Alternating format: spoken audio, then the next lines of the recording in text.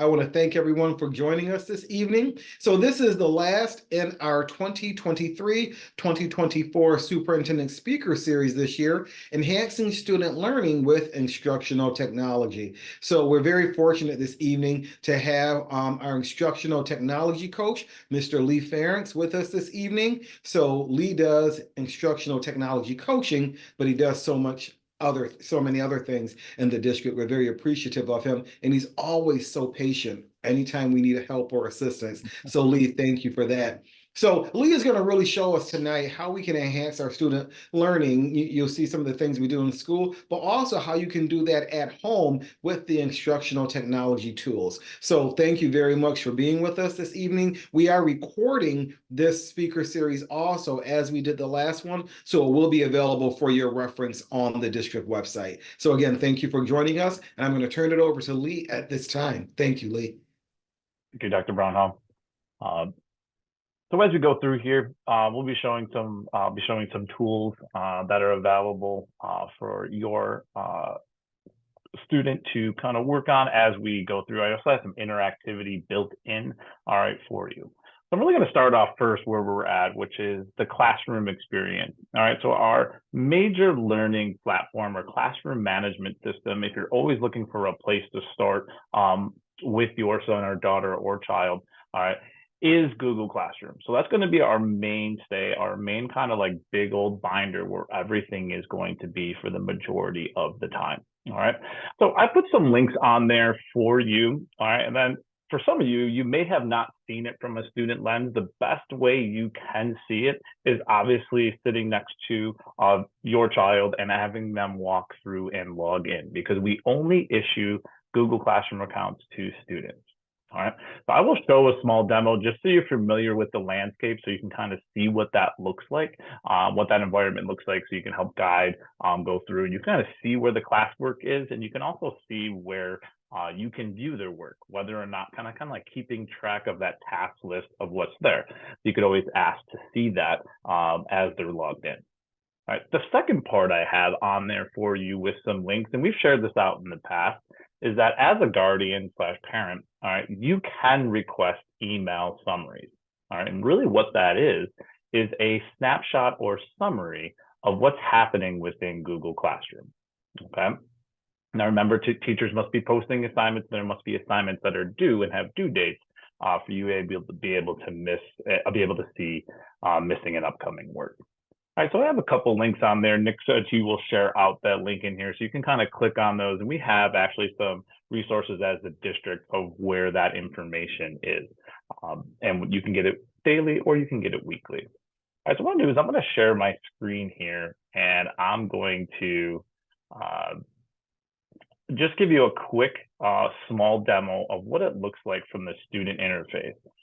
Just so you can see exactly what it looks like for Williamsville, okay, versus seeing different videos online. So this will just be a small little demo just to show you a sample student account, all right, and what that will, all right, look like. All right, so with that in mind, all right, what we're going to do is when we get out to Google Classroom, it's just going to be classroom.google.com, okay, or in addition to, when any of your students ever logged into Google, we're just going to click that little waffle up here, and we're looking for Google Classroom. All right, so we must be logged in with our Williamsville account as students, okay, and we're going to go ahead and take a look at Classroom. So if you're curious where that work is and what's happening, we'll go ahead and click on that, and that'll kind of get you in there. Just so you're familiar with the interface, you'll see all the classes on a major dashboard, and if I click on one, I'll see a sample class here. Really, where most of the assignments and the classwork live are going to be right here under classwork. So I just made a sample couple of assignments in here, as you can see. You can kind of see them listed down here. At any point when I touch one, it'll do a small expand out. And then if I touch it again where it says view instructions or view assignment, it will actually open up in a new window. Usually there's a prompt from the teacher or an attachment. And then this is where students can attach their work. If there was something already pre-attached, this is where they would see it right underneath there that they could fill out, and they could submit something and mark as done. So a good thing from home when you're checking in with students is that right here, when you're asking them where their work is and where their status of their work is, so a good check-in with your student at home is just kind of going ahead and right here, clicking on view your work. Really what that creates is a huge list, and it's showing me all of the assignments that are assigned that maybe I have not submitted yet or turned in.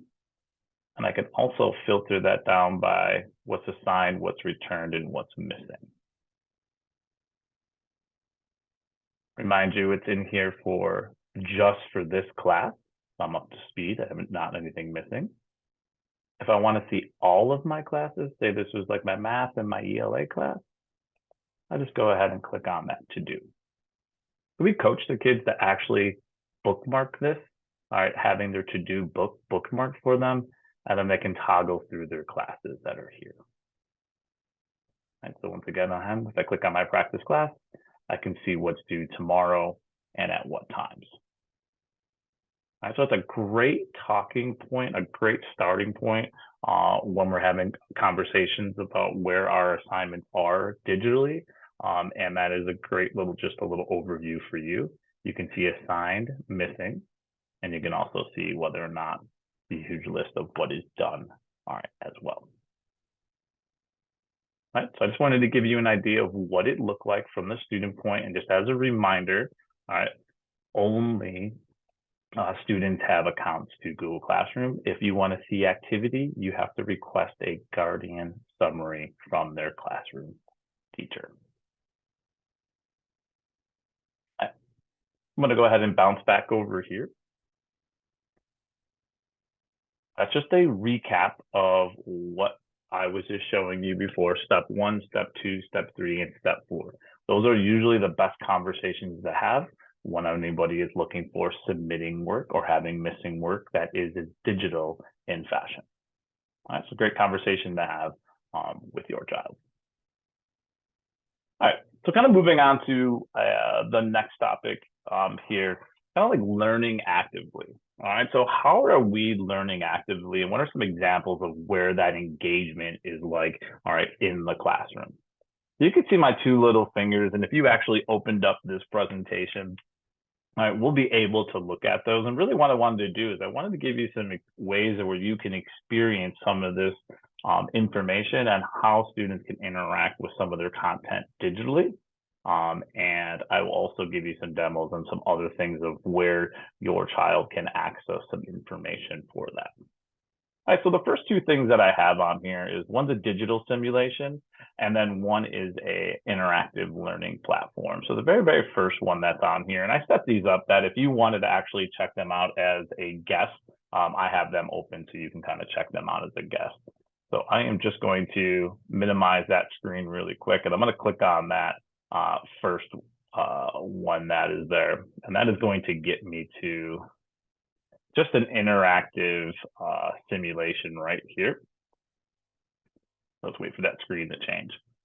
All right, so when I take a look at that simulation, these are some ways that we're interacting, and a lot of these exist in a good portions on sites, and teachers are giving links to kids to interact, all right, with this material. So this one is just a simulation based on density, and you can see I have a couple different objects in here, and I can kind of change my objects over here to kind of get an idea of what that would look like when it comes to density, and if I'm adjusting my mass, and if I'm adjusting my volume as I go through. All right, so once again, these are just interactive presentations here, and I can actually even go back to a single one if I just wanted to deal with a single one to kind of learn. So that interactive type of simulation is just one of many that we have access to for students to engage with to help further and deepen, all right, that learning. So remember, that one is open to guests. So at some point, if you wanted to check that out just to see what that's like, you could. And then the second one that I put on here, all right, is an actual interactive learning platform where Students can go through and build their own material to help them answer questions. All right, so they all have an account for what we call quizzes, or a teacher can assign them something to work through for practice. For example, they could always come in here and create sample questions, and there's interactive questions in there as well. All right, so I gave this one open to the public as well, so you can kind of try it out. You could go ahead and actually type your name in. Now, obviously, if we were doing it with students, it'd be a little bit more restricted, but I just opened this up one for practice purposes, so you could just experience it and you could see it. If I go ahead and do that, what I just did is made a sample couple of questions of interactive type questions where I can kind of go through and mastery learn, all right, a topic. All right, obviously, I have this one open here. And as we kind of go through, as I start the game, remember, I built the questions already, but kids could build their own questions and review questions and go through. And there's all these different types of interactivity, so they can build questions with images. As they go through, it'll give them a right or wrong answer, all right, as they move through. And I'm just showing you some different types of question types. There's some heat maps and items like that that you can do. I know that I'm not answering them correctly. I was doing that on purpose as we move through here, just so you can kind of experience what that's like. All right. On your own time, if you want to kind of go through and check some of those out, I think I might have put like 10 different question types in here, so you can kind of get an experience as a parent what that is like and what's available, all right, to the students. So for those of you that are playing along as we go, I'll give you a couple more seconds to mess around with that. If you're checking out the simulations or you're checking out the interactive gaming platform called Quizzes.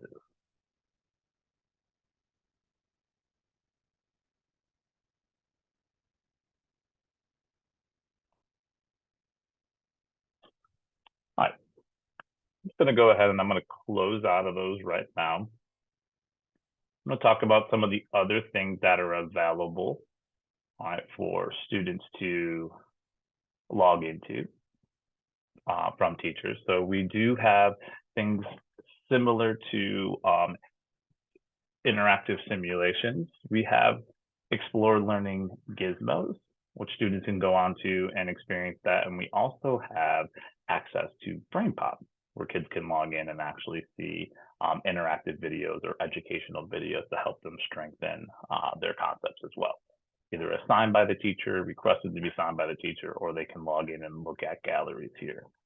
This one's very similar to that simulation. You know what I mean? I just chose one through, looked at the library, look at the gizmos. Obviously, with the eclipse coming up, you can see this one coming through, showing me what it looks like for the moon from Earth and what it would look like as it rotates the sun from the Earth. And then they always have some built-in like check-in questions as well, to kind of help further discussion if there's a topic that we wanted to take a look at. You can see there is what it looks like from the moon from Earth, and then sooner or later it'll come around.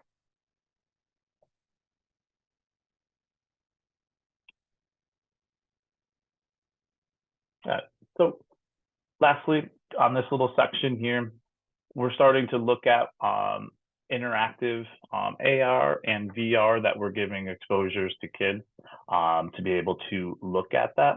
Remember, there's a lot of this that already exists online. So this is a content library, just an example of a content library that we utilize within school, but there are available searches out there that help further the learning sometimes. If we just start searching for like 360 videos or 360 images on a topic that you're looking to further or deepen the learning at home, it'll sometimes provide you with that immersive experience. All right, so example, if I was to go out to YouTube and search for this exact same thing, it could come up and I can kind of move around, all right, on the screen and actually search and kind of, you know, experience it at a different level than maybe just sometimes watching it or watching it on a one-dimensional video. All right, so instructing and teaching our kids to search and find some deeper resources or some more interactive resources that are out there is definitely something that will help connect that learning even deeper, all right, with them. All right, not only are they seeing it, but they're having that immersive type of experience. Remember, you don't need to have goggles to be able to do that. you know, you can still see and move around on the screen that feels that you're coming in. All right. So that's kind of that where we talk about learning actively. So how are we having that kind of engagement, and what are some different ways we can engage with material that might maybe what we're traditionally used to. All right, so let me just make that full screen there to make it a little easier, to see. Some examples of where students are utilizing. All right, once again, I just took some examples and took some pictures in there where that's happening in the classroom. You know, so talking about down on the elementary levels, making connections to New York State. Not only are they doing the research in the traditional way, they're also looking and finding and researching and finding 360 or flyovers of different types of living situations like rural, urban, so they can get an idea, also traveling to other parts of the world that they may not be familiar with as they do their research. And then there's some example of what it looks like of kids interacting with quizzes, going through not only performing digital citizenship ones, but also creating ones collaboratively in groups, as well.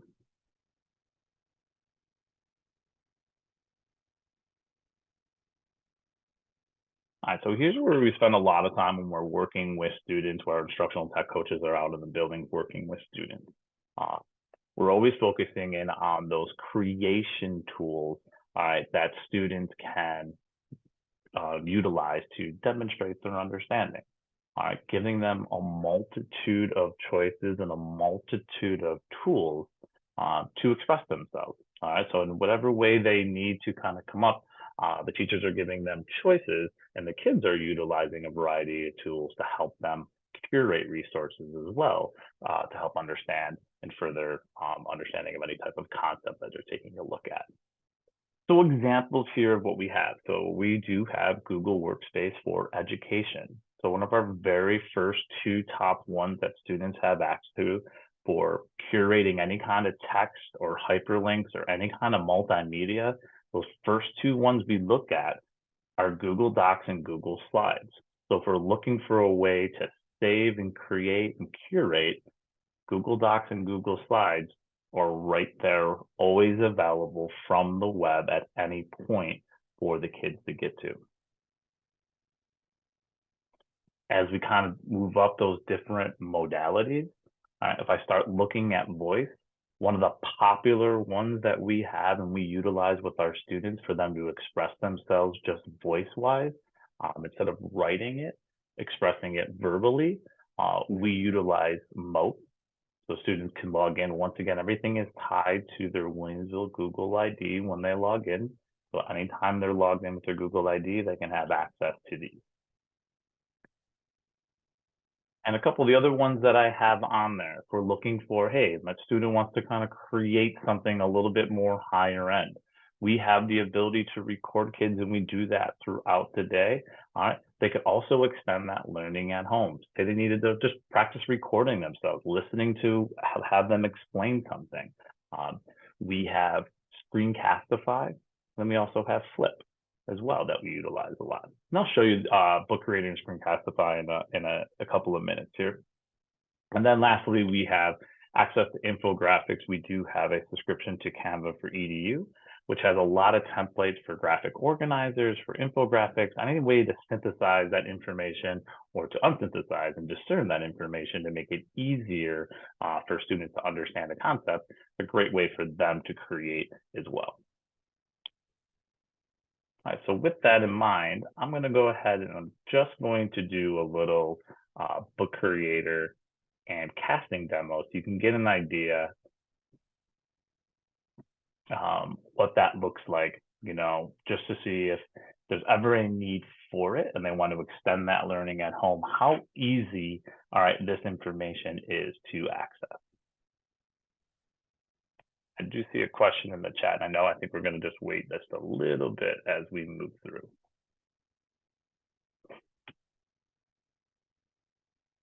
With that in mind, I'm just going to share a little bit of a different screen. I'll just hop over really quick, and I'll just show you what that book creator looks like, and then what that Screencastify looks like as well. For that to move over.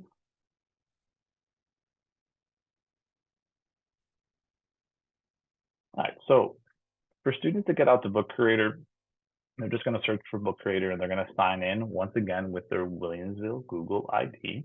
Okay. There's multiple ways that they can get to things. We also use the Clever portal as well. All right. But once kids get out here, all they're really going to do is there's a new book. So I used to use this with both of my kids who both have gone through the Williamsville Central School District and graduated. We definitely use Book Creator a lot for them to curate their information. One of the main reasons I like that ability for kids to get in there for having this canvas space where they can just put anything they want on there. It's a very simple concept. Once they get in, it's all under one button. All right, so it's all under the plus sign, and they can bring in images, so they can curate images, which are safe search. They can bring in their own pictures, so they can take a picture of their own work, okay, or an assignment, or them taking a video of something that's happening. They have the ability to write with a digital pen, and if you have a touch screen or not have a touch screen, you can always use a mouse as an input tool. And they also have the ability to do text, and they also have the ability to do a record. So think about that kind of like portfolio of learning as we move around. So if they need to kind of reteach themselves or demonstrate their understanding and just recap what happened during the day or throughout the week, they can always come to Book Creator and kind of have that initial spot to engage from home and collect their resources and maybe reteach themselves or relook at it or maybe reformat it into a way that makes more sense for them. So for our visual creation, we have all of that right here. And simply when you get out to here, it's just you create a new book and you hit a plus sign. Remember, we're attaching everything to that Williamsville Google ID for students. Whenever we see the login for Google button, we're always using that and everything is protected under their Williamsville ID.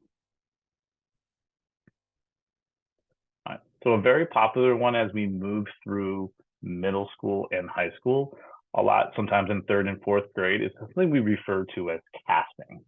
Okay, so a lot of times we utilize students explaining something and even watching over their own explanation, or sometimes sharing it with peers so they can learn from each other as well. But one of the things students have access to from home is something called Screencastify. All right. And once they get to that Screencastify, they pretty much can record anything that's happening on their screen. So even if they had a question for their teacher, they could record what's happening on their screen, or they can explain where they're getting lost on a certain part, and they could always send that link to their teacher. All right. Our students are very familiar, probably starting at the grade 3 through 12, very familiar with Screencastify. It's a very common assessment tool for teachers to utilize to kind of see that visible thinking. All right, because when a kid is writing on a piece of paper, it's there. We only see it when they turn it in. So sometimes when we do Screencastify, the child brings something up on their screen and explains it and then submits it to the teacher. So then we can kind of hear their voice or hear them walking through their thinking process. You can kind of see that visible thinking. There's no reason that couldn't translate at home. The student needs to practice explaining something or working through themselves, or possibly recording themselves to maybe share with the teacher if they're struggling in a certain area. All right, and really all that comes down to is once they're out here, they just hit a button to record. And once that happens, it really just will ask them, what would you like to record? Once we give it permission to record, so we have to tell it to allow and do that. Once again, it's all attached to their Google ID from Williamsville. And then it just kind of works through the screen and it'll ask them a few questions and I'll kind of go through and record. You can see right there, that's all in. They cannot use it unless they're signed in with their Williamsville ID. And that's pretty much what will happen as you kind of go through, just letting it load right now as we move through. And all it really does when you're all said and done, you say, yes, I want to start recording my screen. And then when we're ready, we just tell it to start. And that's about it. I was just signing in to kind of show you what it looks like as we go through. But once again, we're all attached through. So using personal devices at home, we just got to make sure we're always switching to our Williamsville ID as well. So that's kind of where we're at with those creation tools. And the next thing I'm going to bounce into, I just wanted to show you what that looks like once you click on the little icon. It's right here, and then they're just going to hit record. And ultimately, they get a shareable link to automatically store. The video is automatically stored in their Google Drive account, and they can just copy that link. And then once they have that link, they can go ahead and they can share that with via Google Classroom or attach it to any other type of shareable document.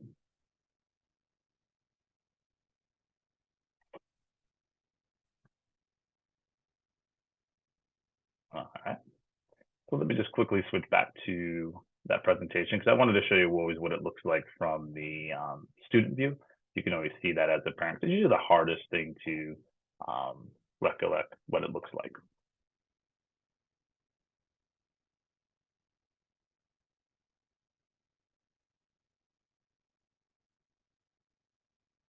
Okay, so here is that kind of like in action. Do you know what I mean? So I just took some screenshots of some highlights throughout. So you knowing that this is actually happening within the district, within the buildings. In the upper left-hand corner, you can see some book creator, all right, happening in our elementary and middle schools. Down at the very bottom, that's pushing all the way down to the students in first and kindergarten. That's their very first Google Doc they create. We have like an about me that they work through, but really what they're working through is they're working through creating their first text-based type of Google Doc where they're bringing in text. They're also learning how to find images, and they're also learning how to curate that all the way through. Example of our Canva for education, and then there is our example of Flip and Padlet that I'll get into next.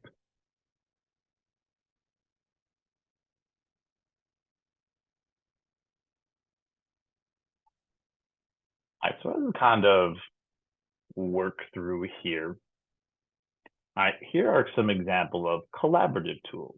You know, as our students get a little bit older, we sometimes need to facilitate teamwork. Usually at the younger level, the collaborative tools are usually contained within the building and within the classroom.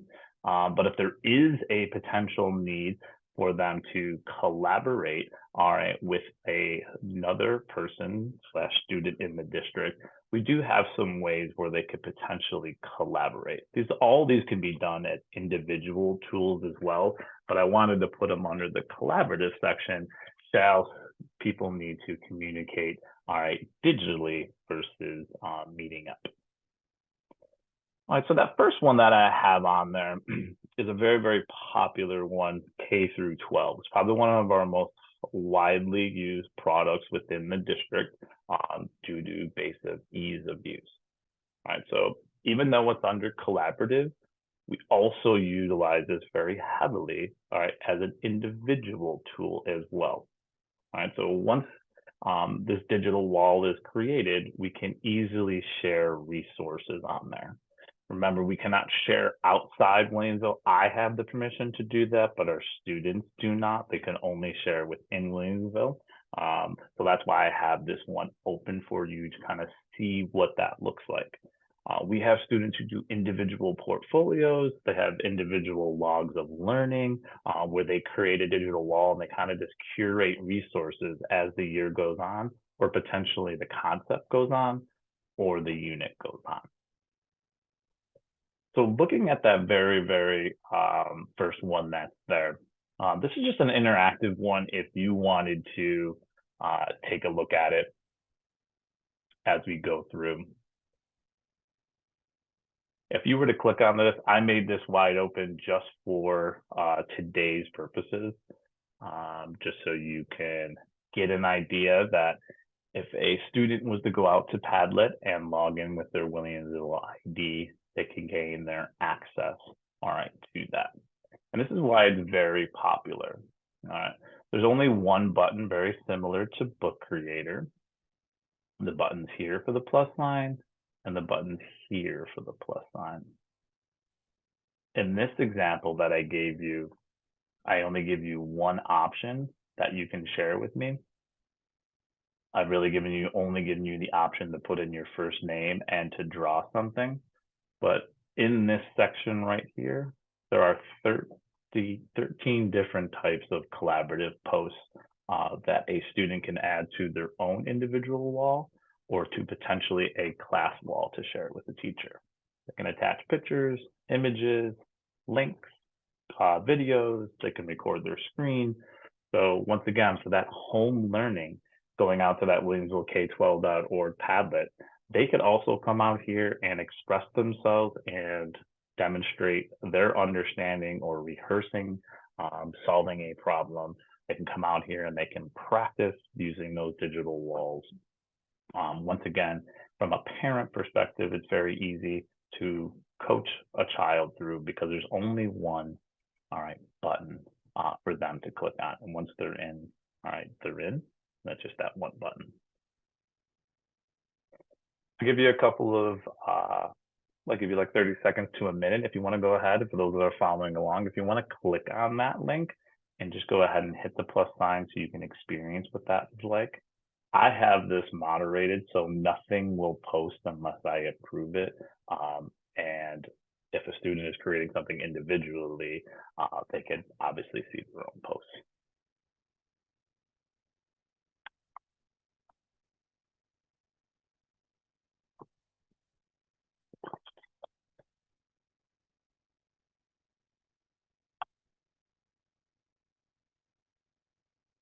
Like I said, I'll give you a little bit of time if you want to go ahead and just click on that for a couple of seconds if you want to see what that's like.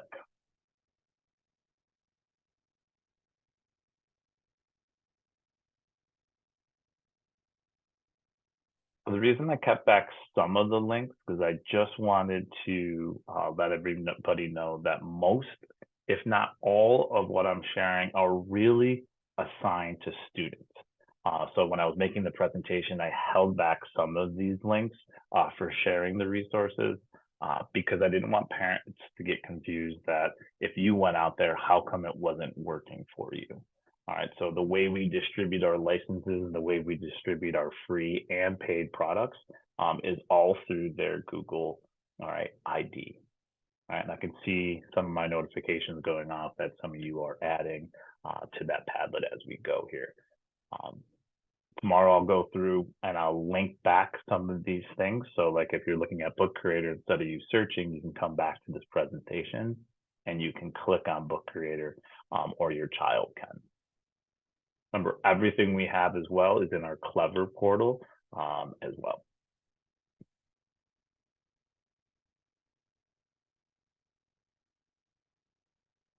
All right, so if I'm kind of moving, all right, down this list a little bit, I'm just going to show you some ways that if a student needs to pull resources together, needs to record themselves, need to bring images together, they need to submit a video that needs to be edited, all right, what's available to them? So once again, I put this under collaborative because it is collaborative, but we can also just do 100% all individual.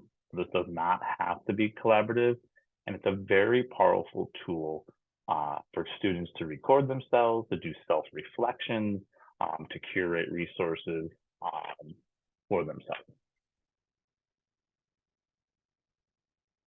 Great job, parents. You're on there posting resources. I can see it clicking like crazy. Remember, you won't see anybody else's. I had that kind of turned off for us.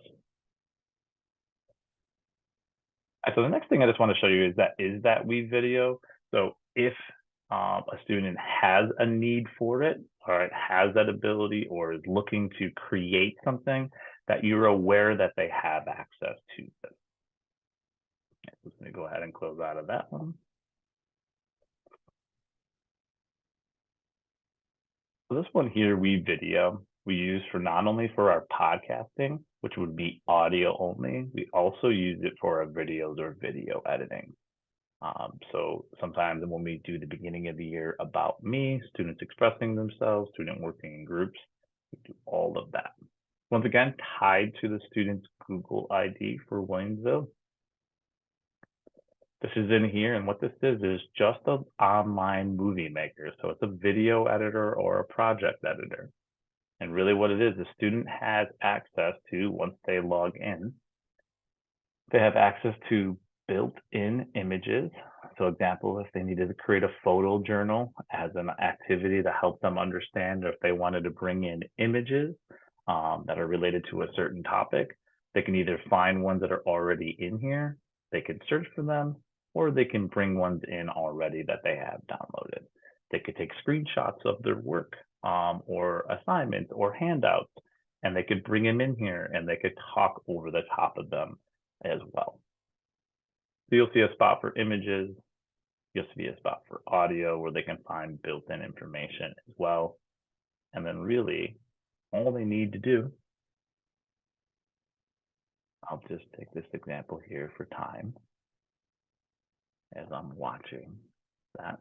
And I can go ahead and I can just bring that down in here. And then as I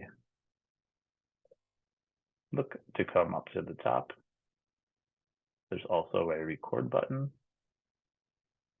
And if I want to go ahead and hit record, I can choose webcam, screen, and webcam. Webcam would just be me. Screen would be whatever's open on my device. And lastly, this would be that picture in picture. So it would see my child's face and whatever is on the screen, helping them explain it.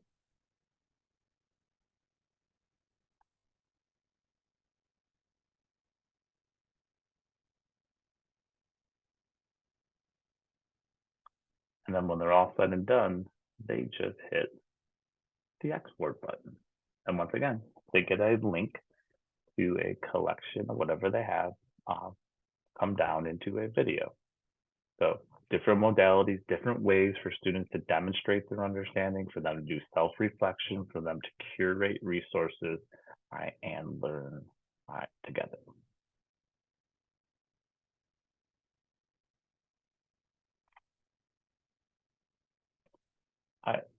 And lastly, if we're ever looking for kids' work that they've started or created somehow at school or under their ID, everything is stored automatically in Google Drive.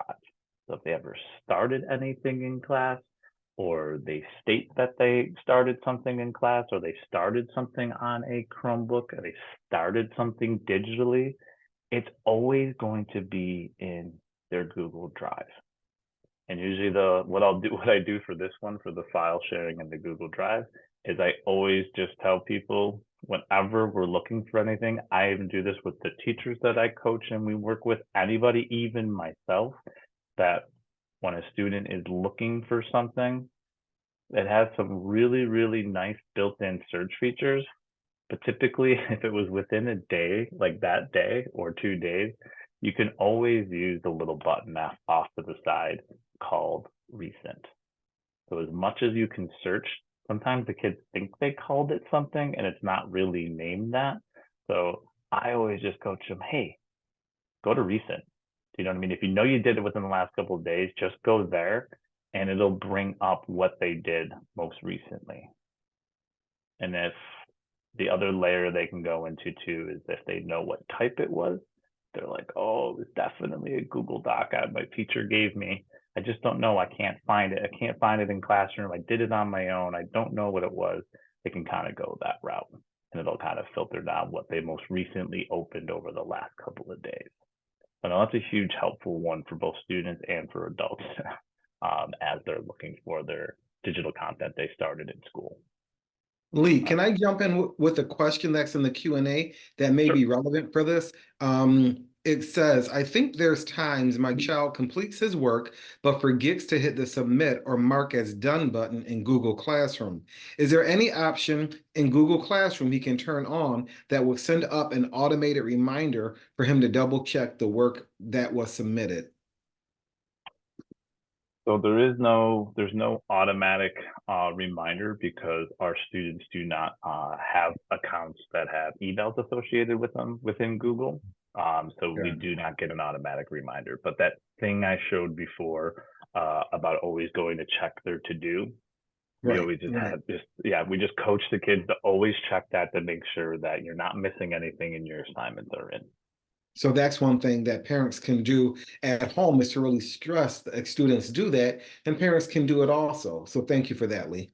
Yep. So I always checked in just from a personal, I always just checked in with my kids once a week as they were in middle school and high school. I would always check their to do. And in addition to that, I would always check their which grade book as a parent. I would always check to see where they're at. We kind of had like a weekly sit down for a little bit that we would just check to see where their work was. That's what worked for me personally as a parent. Awesome. Many different ways. Thank you for that. Mhm. All right, so there's a lot of plethora of tools, but I just know we had a wide range of from K to 12 parents. So I just wanted to let you know like what would the students have available to them to enhance their learning at home. As I talked about before, constantly checking that to do. And then we also have the WITS gradebook for those as they get a little bit older that utilize that gradebook. That is also a strong point for kids to check and you to check as parents as well. You can always look at recent assignments on WITS where you can go ahead and you can take a look at what's happening within the last 2 weeks of students. Once again, as a parent, when you log into your WITS account, there is a spot for recent assignments. And you can constantly check if you want to an update on your students that way as well. Absolutely. This was so much great information. It's a great thing that we are recording it so that parents are able to return to the recording and actually walk through some of the other items that they may have not had time to really either take notes on or experience. So if they can really practice on that tiny URL, that would help also. How long will that be active for parents to actually access, Lee? I think as long as I work for the district, Dr. Brownhall. So that's under my Waynesville account. So Awesome. Thank you very much. So that's going to be a very long time. We appreciate that. So if you yeah, don't and mind, like we can yep, go to another question. Is Mr. Ference the only instructional technologist for the district, or is there a tech team at each school or the district office? so we have somebody like myself, an instructional technology coach in every single building. And then to go a layer up, we work with the teachers and the students on the instructional technology coaching, helping them create with the instruction. And in addition to that, we have teams of technicians that cover our district that would be more about maybe an account issue, plugging something in, something broken, things like that, where they deal with tickets and work orders. So we're very fortunate in our district to have that support throughout our buildings. Awesome. Thank you very much for that, Lee. So last question.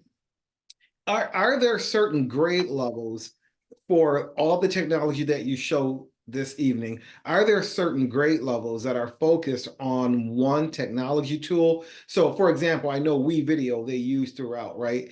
Padlet also. So is it such that we get the students really acquainted with the technological tools early so that they have them throughout their educational career in Williamsville? Yep, that's really our goal as they start to enter into middle school and really exiting middle school. Is we want them to have that toolkit that's Right. available to them, so they can start choosing how they want to demonstrate their understanding and not just be stuck with one tool. And remember, there's different ways of submitting things for teachers, but also the kids they can use tools at home to help curate resources and help them teach themselves and help them learn, at home. So everything I've showed, I have done, with the exception of WeVideo. We usually don't go down past second grade. Usually our K-1 exposure is a little bit different, but predominantly everything I've showed is definitely 2 through 12. And some of the, but I also have highlights from K-1 that show all of this as well. They're on Chromebooks, they're accessing materials, they're accessing classroom, they're creating documents, they're creating files, and they're submitting and demonstrating their understanding to teachers digitally. Awesome. Thank you very much for that. So we have another in the Q&A it popped up. I noticed my son having to watch a YouTube video and having to answer questions about the video in Edpuzzle. Google Classroom now lets you create questions for YouTube videos. So I guess that's more of a statement. Yeah, so questions for YouTube, interactive questions for YouTube is fairly new within the last couple of months. I think Wow. when I heard the release was maybe I heard it in June, and then by the time it makes it down to education, Mhm. it's there, it's available. But we've had Edpuzzle since maybe 2018, maybe Awesome. 17. So that was Edpuzzle was the first people to come out with interactive questions, and they also have assessment built in, comment and feedback built in, and they can control the speed and watch analytics, which right now the YouTube version only adds interactive questions. So that's it. So if you're looking at where they're at on the scale, so Edpuzzle is leading right now. Got it. Awesome. Lee, thank you for all of that. Thank you for all the information you shared with us this evening. It's just, as you said, a plethora of information. It's really, really chock full of exciting stuff for our parents to experience and that they know what's going on in their classrooms. One of the things I'm going to definitely take away is using that recent tab in Google Drive. I didn't even know about that. So when I'm looking for stuff also. So Lee, again, thank you very much. Parents, community members, thank you very much for joining us this evening. And this is the last topic in the speaker series this school year. We will be back in the fall with new topics for our speaker series. And I want to thank the PTSA Council for partnering with us to bring you the Superintendent Speaker Series. You all have a great evening. Be well, and we'll see you soon. Bye-bye.